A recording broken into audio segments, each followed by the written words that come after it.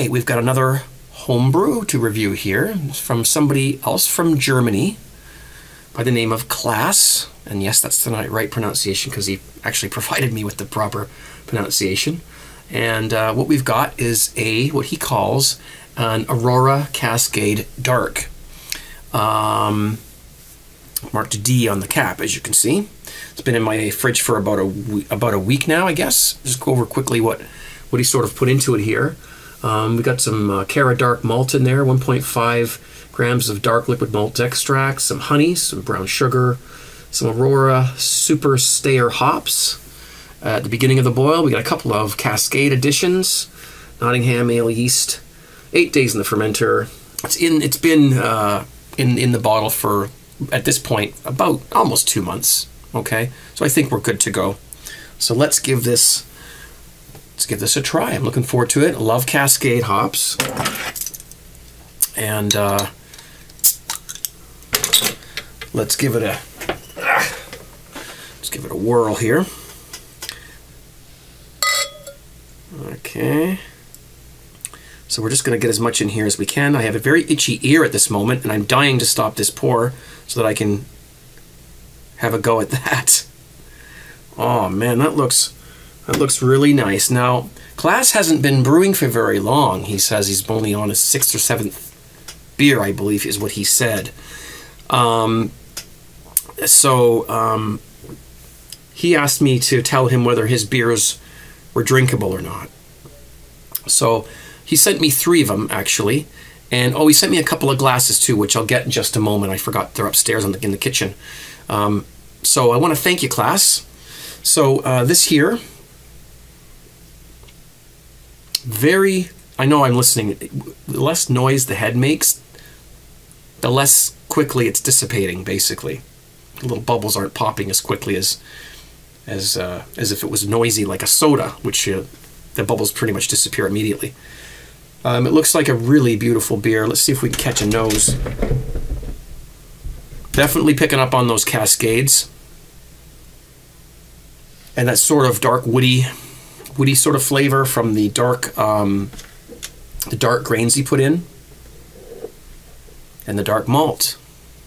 And that's what I get from the nose. And let's see what we've got from the palate. Let's give this a whirl. Cheers to you, Klaas, all the way from Germany. Thank you very much. Looking forward to this.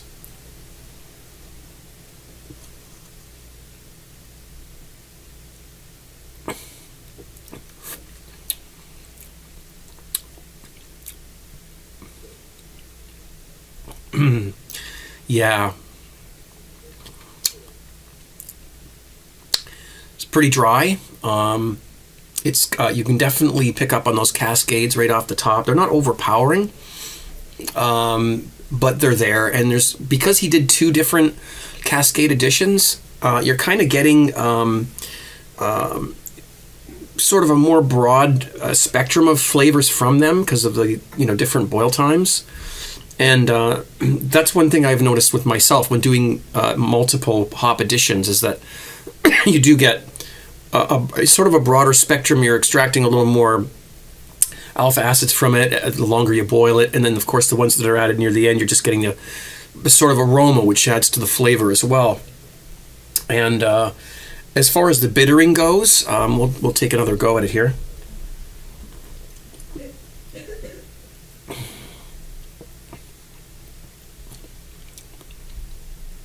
Very well balanced beer, I have to say. Very well balanced. Like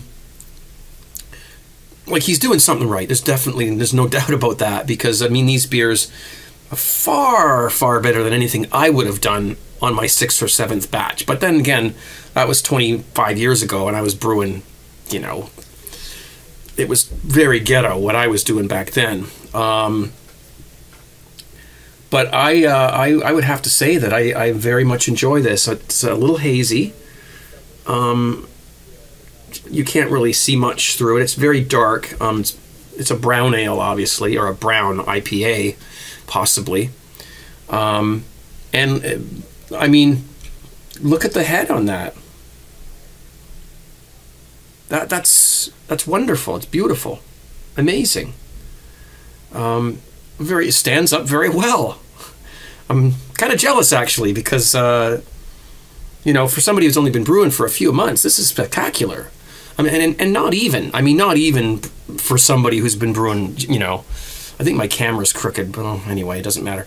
I don't mean it's that if he had been brewing longer, this wouldn't be as, you know, I'm saying that I wouldn't be able to know that this person was just a new brewer. So great recipe. I wouldn't mind trying this, actually. And I can pretty much get all the ingredients. I think I can get the hops. I'm not sure if I can get those Aurora ones, but we'll find a substitute. But it's look at that. I mean, you open up something like a Newcastle Brown, you don't get that kind of a head retention, you know?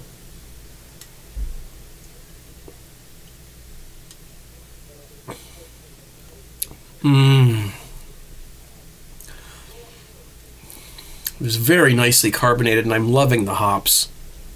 I really am. It's not it doesn't have a really, it's very sessionable.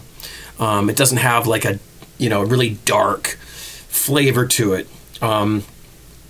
It's just nicely sort of warm. By that I mean it's got that sort of woody, I guess, again, you know, earthy woody flavor from the dark grain and malt additions, or malt extract, and but not overpowering. Leaves a lot of room for the hops, which I love. I love the hops. I'm converted. I never used to like hops, and now, you know, they're my favorite part of beer usually. Good work, sir. Thank you very much for sending me this beer. I'll enjoy the second half of it off camera, and keep up the good work. That's all I can say. All I can say is keep up that good work. Is it drinkable? He says. Let me know if it's drinkable. It's you can send me 23 more if you like. It's definitely drinkable. More than drinkable. It's very, very good.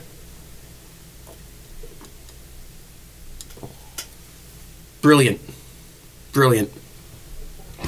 It's all good. Cheers. Take care.